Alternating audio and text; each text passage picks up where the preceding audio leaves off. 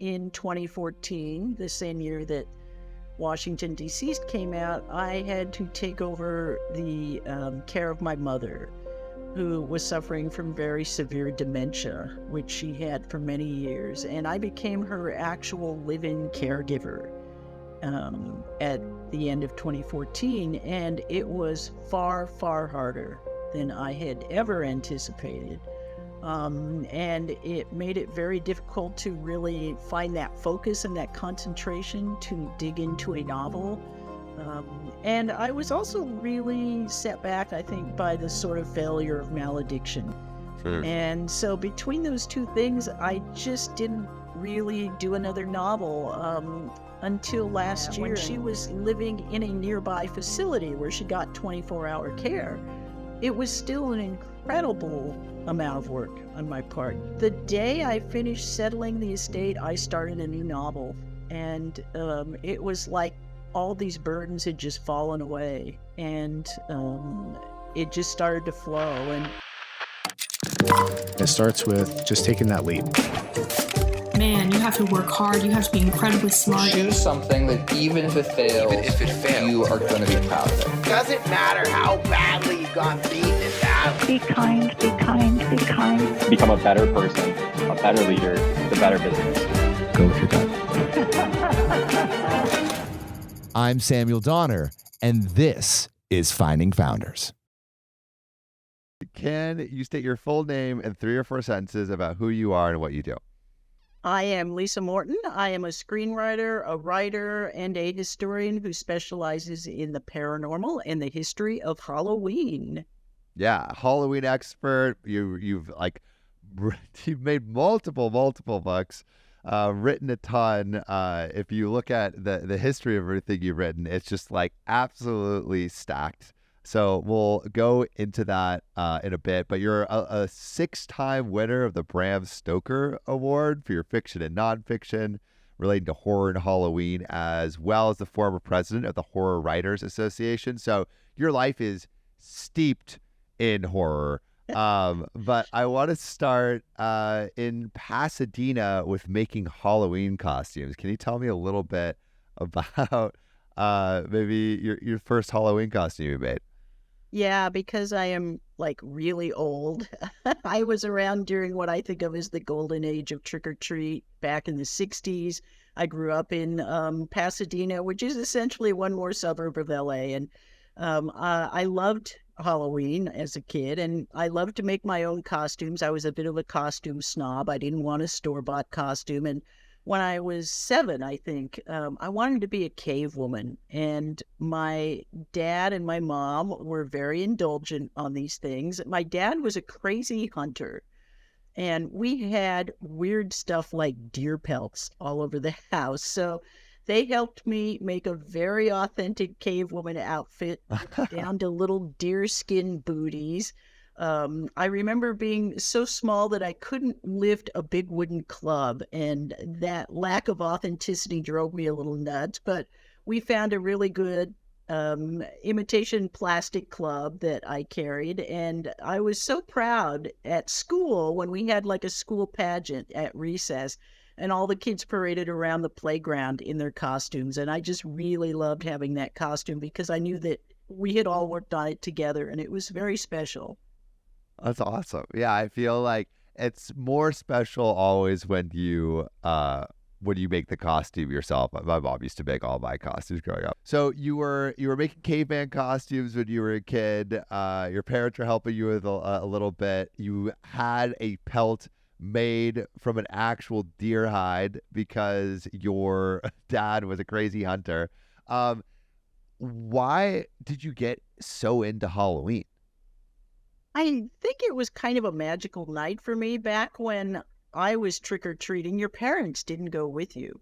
You would go out with just a couple of friends, and you would all be in these costumes, and it was night, so it was dark and a little bit spooky, but you were wearing something that made you feel maybe a little bit empowered, and you had this freedom that you didn't normally have as a kid. There was no adult with you until you went up to a house, and then you would get rewarded with candy. And some houses in my neighborhood, they did a couple of mildly spooky things. And when you would make it through those yards and get up to the door and get your candy, it was just incredibly fulfilling and really satisfying. And I do feel a little bit sorry for kids nowadays because their parents always have to come with them for trick or treat, and they miss that moment of liberation and empowerment. Yeah.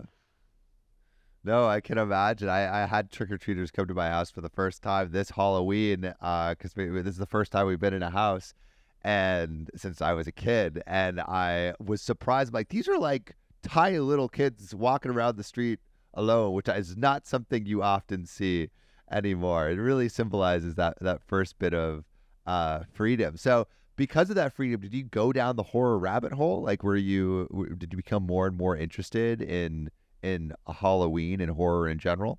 I did. I always loved it. Even as a really young kid, I loved it. When I was growing up, it was the early 60s, and they had things like Famous Monsters of Filmland, which was this legendary monster magazine that was out at the time. And we would sometimes go to drugstores or something, and my mom might let me go ahead and buy a copy of that, and I would pore over that thing until the pages were tattered. They also used to back then, this was when we had like 5 television stations, on the ancient old gigantic television. And those things would run some of these Universal monster movies over and over and over. And I would watch them every time they ran. And I really got to know those films very well. And they became really kind of integral, I suspect, to my whole thinking process. How did they change how you thought or reinforced how you thought? Well, I think I always identified with the monsters because they were always the outsiders. And I was a little bit of an outsider as a kid. We moved a lot, so I never got to sit in a school and make friends for a long period of time. And I was too smart for my own good and would prefer to hang out with the teachers rather than the other kids half the time. And so I think I identified with these monsters who were often very sympathetic in the old movies. And, the movies would often end with the villagers, the mob bearing down on them, and they're all bearing their torches. And the poor monster you would feel sympathy for at that point. Yeah. So I think that kind of played into my notion of horror is often to deal with the outsider. And that's something that I've always enjoyed exploring in my own work. Did you write a lot when you were a kid? Yes and no. I wrote from an early age, but I wouldn't say I wrote a lot. I had my first piece published when I was 5. I was in kindergarten. It was a poem about my pet turtle, which the teacher sent into a creative writing magazine without me even knowing. And then I had another piece published when I was in about 9th grade, something like that, which was, of all things, a romantic comedy short story. No way. I do still enjoy writing comedy and humor as well, but that was a piece again that the teacher sent in without me even realizing it to a creative writing magazine. And I wasn't one of those people who made a lot of their own short films. If I had any regrets, I almost think that would be it, because I think that might have been a better path for me later on. But, yeah. I was more like watching and studying films than really actively making my own. But you were interested in film when you eventually did enter the film industry, but not as a writer initially. Can you tell me a little bit about how you entered film? Yeah, I was in my 3rd year of film school, and we were still making like awful little 8mm movies that were really silly. And I went to the dean of the department. This was San Diego State University at this point, and I said, "When are we going to learn skills that we could actually use to like get a job?" And he said to me, "Well, don't worry about it. None of you are ever going to work in Hollywood anyways." And at that point, I just turned around, walked out of his office, and I knew a gentleman named Greg Jean, who I had met. Wait, was he serious? He was. I've had people say maybe he said that just to spike you into doing something. I don't know. I think he was serious. I think he was bitter. Whatever. If he meant to jog me into action, it worked, because I went and I called this friend of mine, Greg Jean, who was one of the world's great model makers in the special effects industry, and who I had met at some conventions. And Greg was a total sweetheart of a guy. And he had said to me, listen, if you ever want to come and work for me, just let me know. So I called him up. A few days later, I was working as a model maker, which was a skill I barely possessed, on the first Star Trek movie.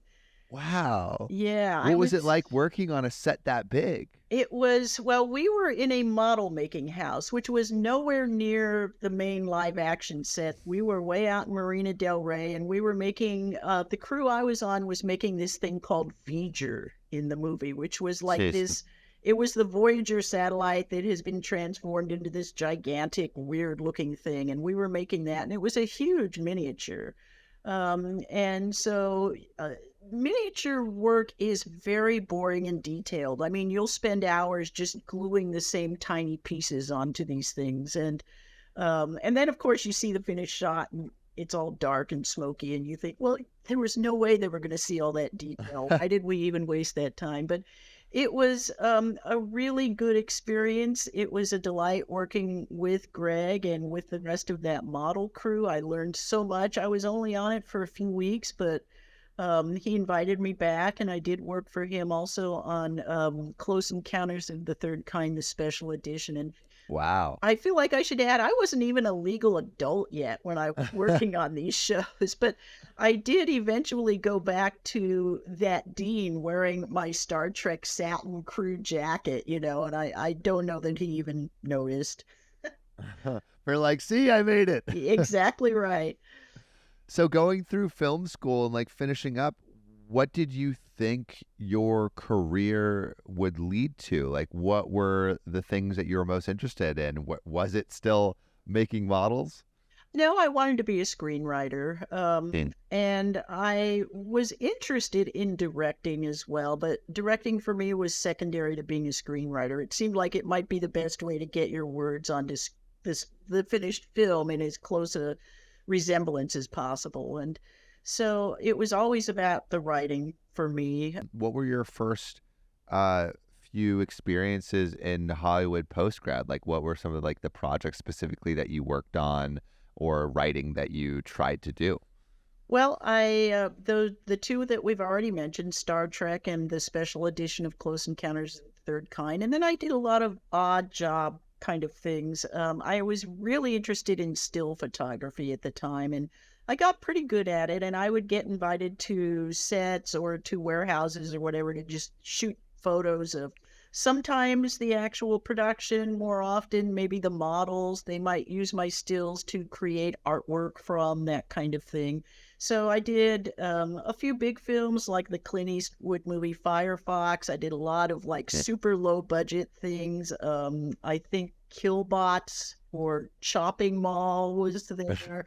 A thing called Scared to Death, a really fun one actually called One Dark Night, which was Meg Tilly's first film. That one I worked on for quite a while, and I got my first real on-screen credit for that. Wow.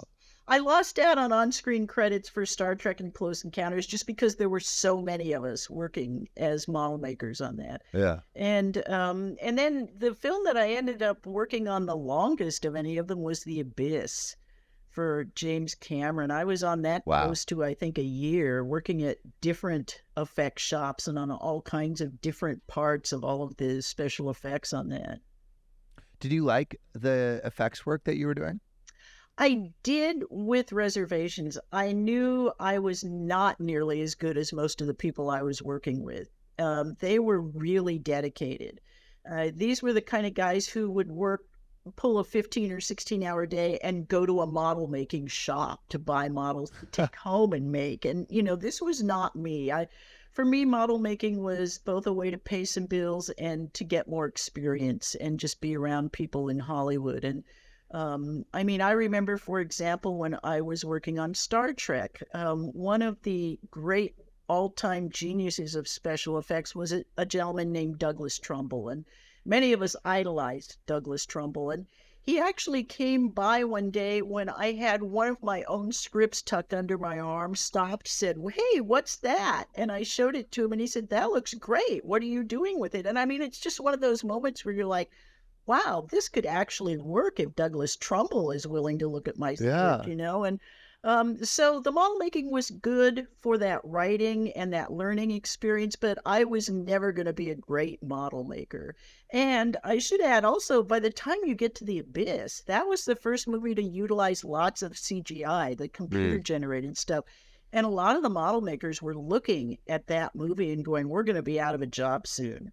Wow. And a lot of them were already thinking about transferring into things like prop making or art direction. And so that was another reason that I never did another model making job after The Abyss.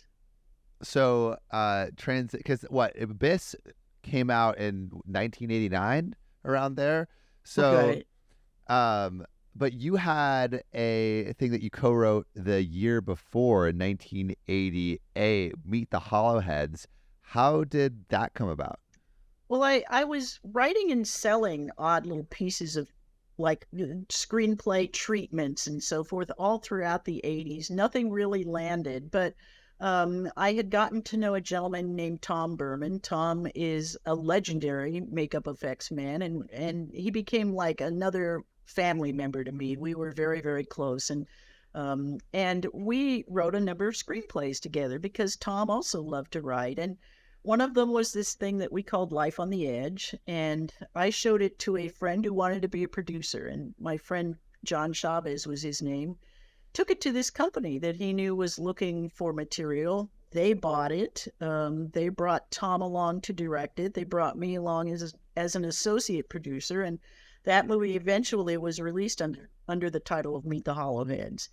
Wow. It was a really odd experience because they thought it was one kind of movie, and Tom and I knew it was another kind of movie. And it was often kind of at odds with itself. And it had... What did they think it was, and what did you think it was? At the time we were making it, Beetlejuice was hitting big, and they thought they were making another Beetlejuice. And Tom and I were saying to them, this thing is not Beetlejuice, trust us. It's a very weird movie. It's a sort of science fiction horror parody of sitcoms. And it's really strange. One of the ways we were able to sell it was that we knew that we could add in Tom providing some amazing makeup effects, and he created all kinds of creatures for the film. So the film is set in a weird alternate universe that is full of these strange creatures that he was able to provide for very little money. In fact, I think he lost money on that. But that was part of the deal to let him direct, because he very much wanted to direct, and I thought he did a fantastic job.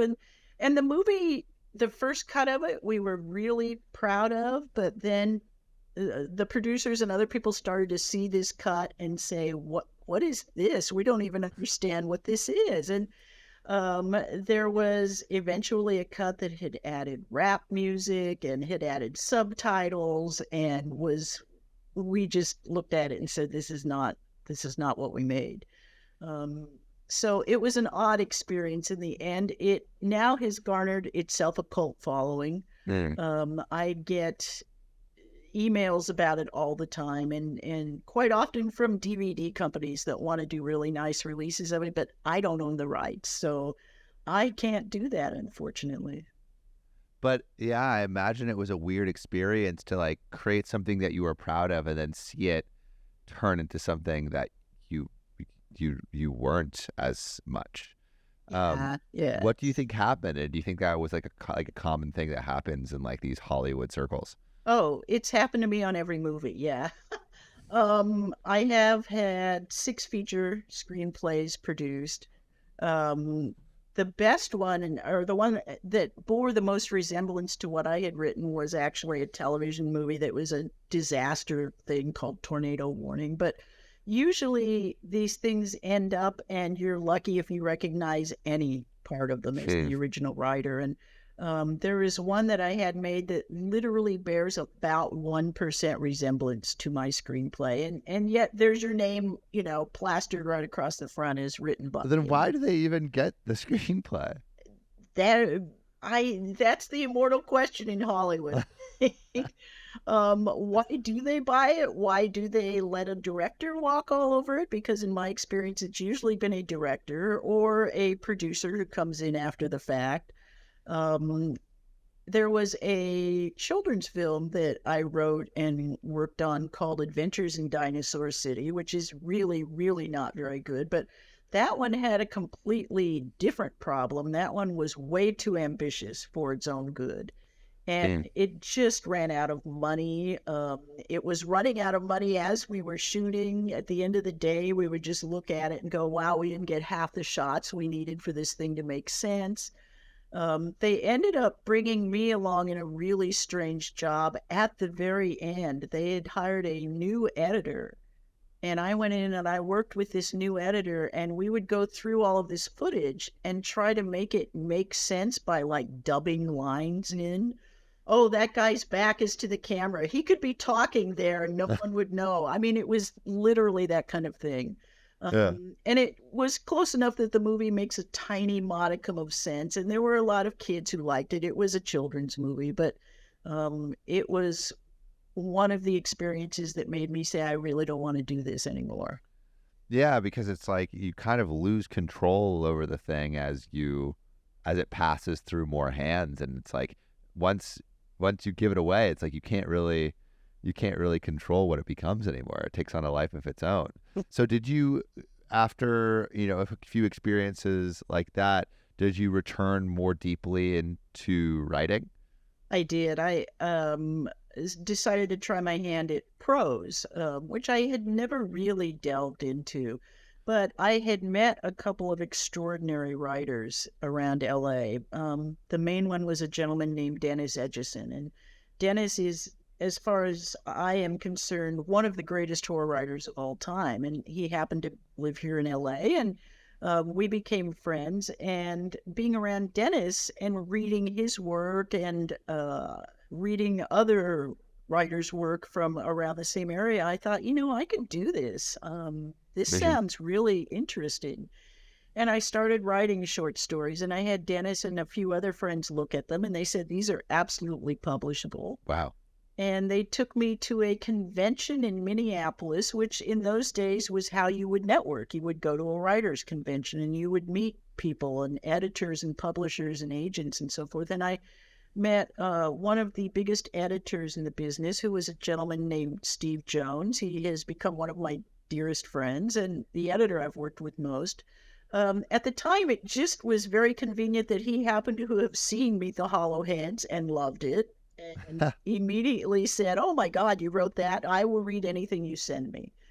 And he bought the second short story that I sent him. Wow. And that was a huge wow for me too. And it really kind of from that point on felt like I'd found my home. I was much happier being a prose writer. The money certainly wasn't as good, but the satisfactions were so much greater. Why was the satisfaction higher? Well, for one thing, your name is on a piece that has not been incredibly altered. When the story appears in that book, there's your name on it, and you can read it, and you can say, that's exactly what I wanted. And that was part of it, but I also loved the community of writers. It sounds crazy at first, but horror writers, I swear, are the nicest people in the world. I have been around other genres of writers and so forth, and horror people, I don't know if it's because we get out all of the dark and scary stuff, and we're really fun once we get past that. But I just loved being a part of that whole community on top of having work out that I was proud of. Wow. So how did it develop? So you have these few short stories that start to get published. What does it look like to have this like focus in your writing career mature and get momentum? Like, where does it like how does it start leading to books and to like bigger projects? That is an excellent question. It's a little bit different for everyone, I think. But for me, I was publishing short fiction through the 90s and into the early 2000s. And I began to feel like I had kind of hit a wall with the short fiction, and I knew that I needed to move on to novels if I really wanted to advance. What was the wall, and what do you mean advance? Well, in terms of sales of short fiction, nobody can make a living from that. Okay. I mean, maybe 150 years ago you could, not now. In the 21st century, short stories, just they're lucrative if you're good and you can pump them out. If you can publish 10 or 12 a year, you can make almost close to a living from it. But if you really want to be able to sustain yourself financially as a writer, and find that extra audience, because a lot of people don't read short stories. So you really need to move into the novels. I actually, before novels, I went into to nonfiction, although the nonfiction things in the beginning were kind of labors of love. My first real book was a film study of the work of a Hong Kong auteur named Choi Hawk. And that was, again, it was essentially a labor of love, because I was nuts about his films, and I ended up actually flying to Hong Kong and spending a week with him. Yeah, it was amazing. And then the next book was the Halloween Encyclopedia. And again, almost a labor of love. It has certainly made some money over the years, but at the time it was not incredibly profitable, and because it was really an academic reference. You were selling these things, they had a high price tag, they were going mainly to libraries and universities. And again, I realized if I really want to make anything close to a living out of this, I need to be writing novels.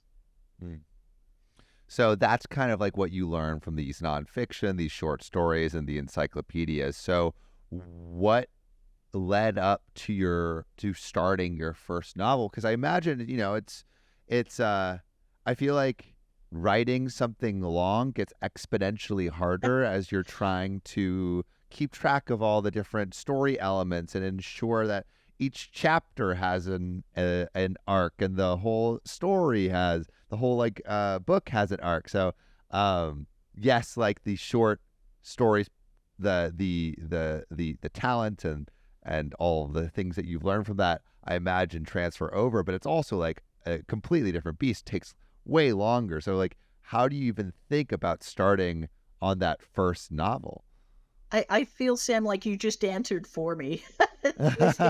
That was exactly all the kind of things going through my mind. I was thinking, I don't know how to sustain this over 80 or 90,000 words, and I ended up, for the first novel, doing something that was kind of crazy. I participated in something called NaNoWriMo, and what that means is National Novel Writing Month. It's short for that. It happens in November, and it's a kind of thing, at least it used to be, a big sort of group activity where a lot of people would get together and they would sort of vow to write 50,000 words in a month.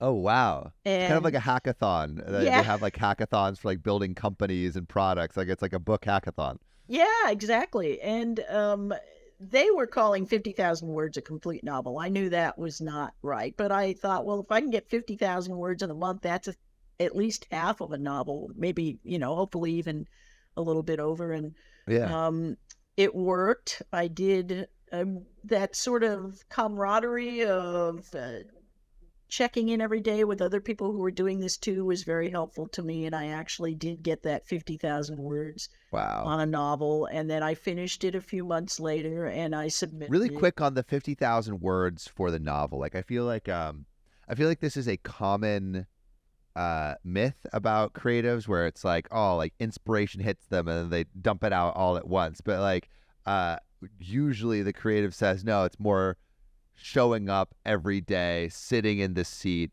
and just looking at sometimes a blank page, sometimes bad ideas on page, and every once in a while a good idea on page, and then trying to put it all together. I'm curious where your process falls in between those ideas, and what the process actually looked like of hitting 50,000 words in a month?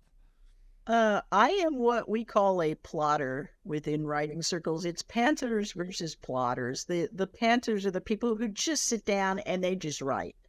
And the plotters are those of us who outline everything before we start to write. Because to me, it's crucial to know where I'm going, how I'm trying to wind up.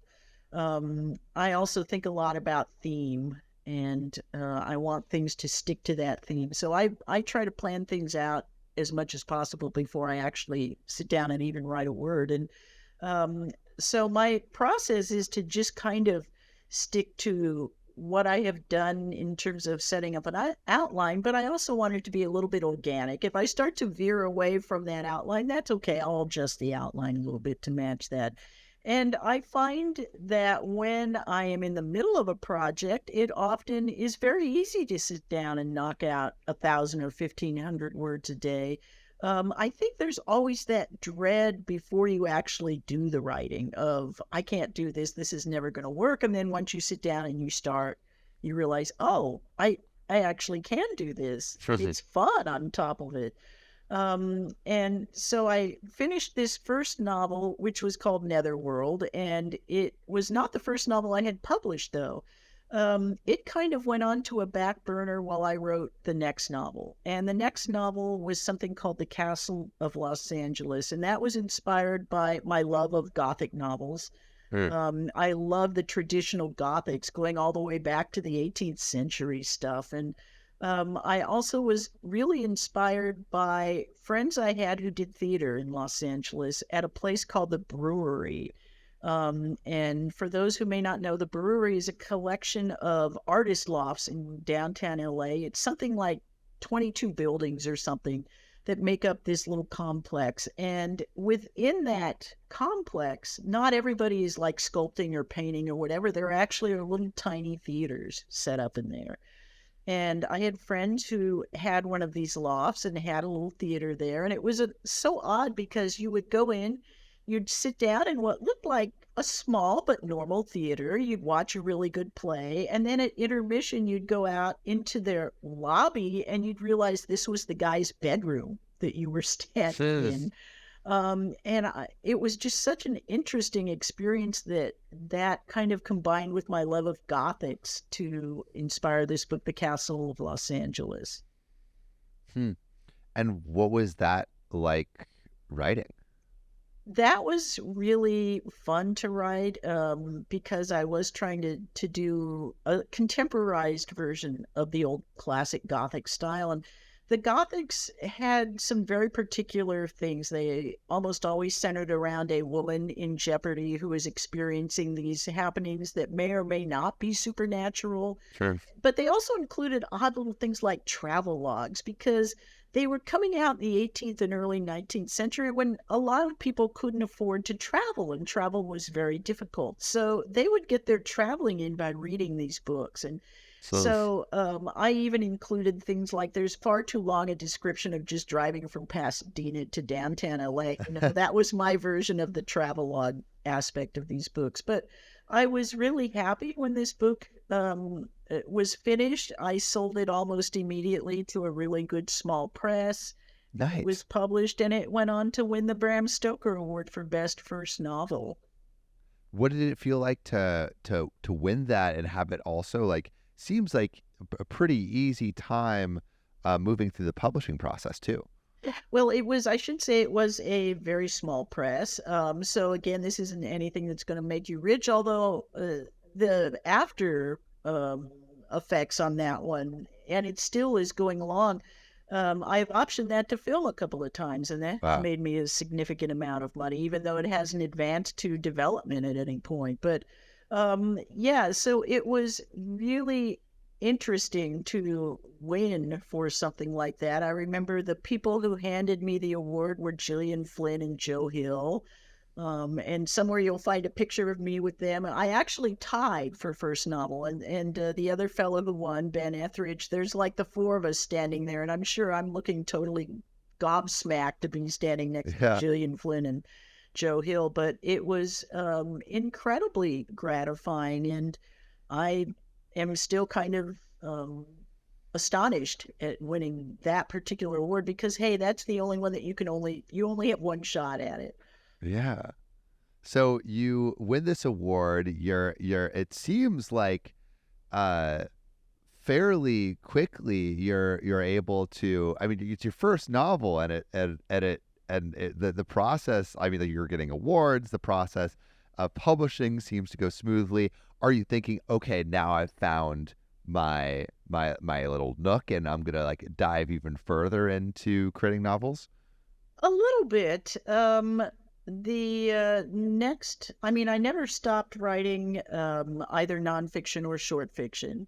And I was very fortunate by about the 2010s to be in demand as a short fiction writer. And I love short stories are still my favorite thing to write because you get to go to a different world and visit these amazing people, and you get to do it in like a week, and then you can go on to the next amazing world. And it's they're just really my favorite thing. But eventually I did sit down and write another novel, and that one was called Malediction, and that got nominated for a Bram Stoker Award. I think I lost to Stephen King, which is like, okay, whatever.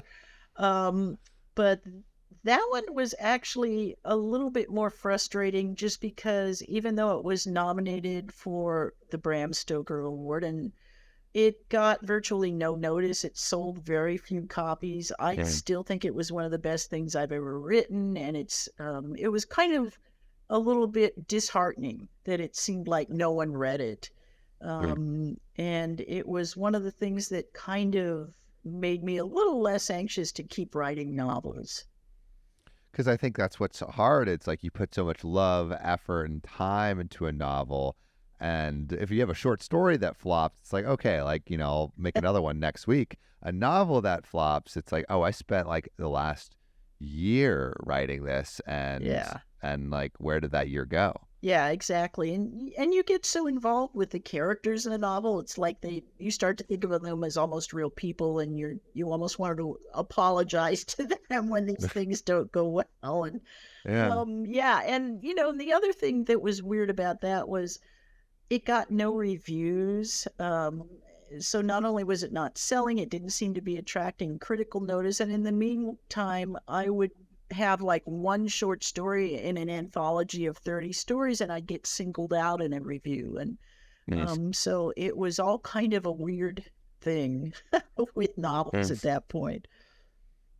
So what did you learn from that? Like how did you think about that book in moving to your next book, or in trying to like market that book or figure out what happened?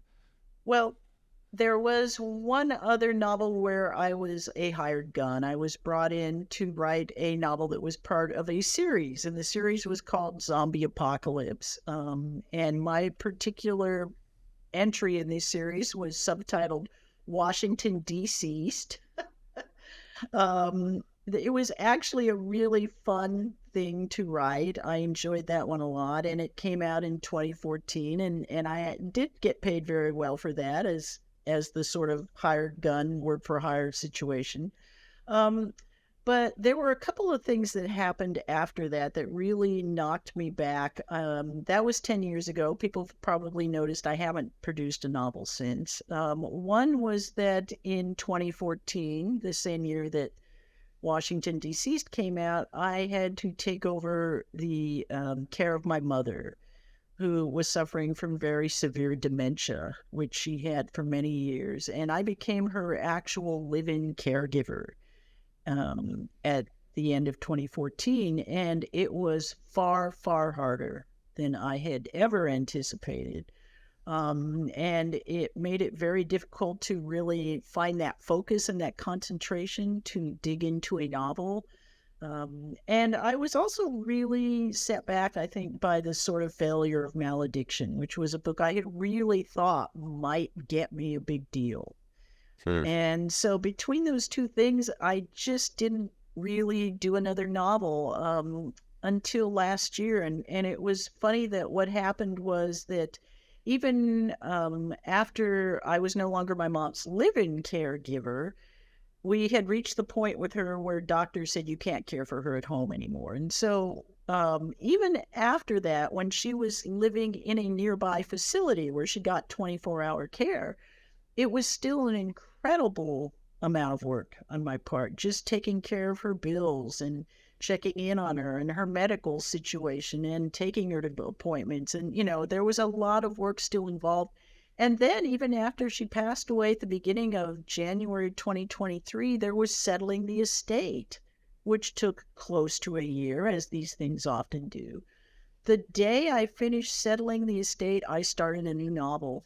And it was like all these burdens had just fallen away, and it just started to flow. And so that novel was finished earlier this year. It has now been through one rewrite with my agent, and I'm hoping that he's going to be going out to try and sell it for me soon.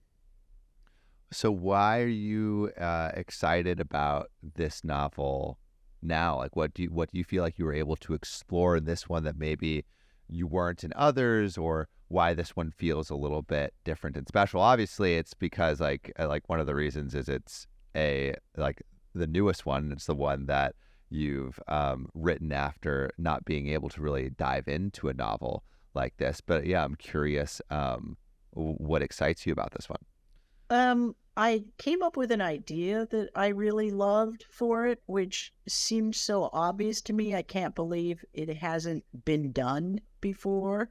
And I actually don't even want to talk much about it yet, because I feel like it's such an obvious idea that the horror in it is something that we all deal with every day.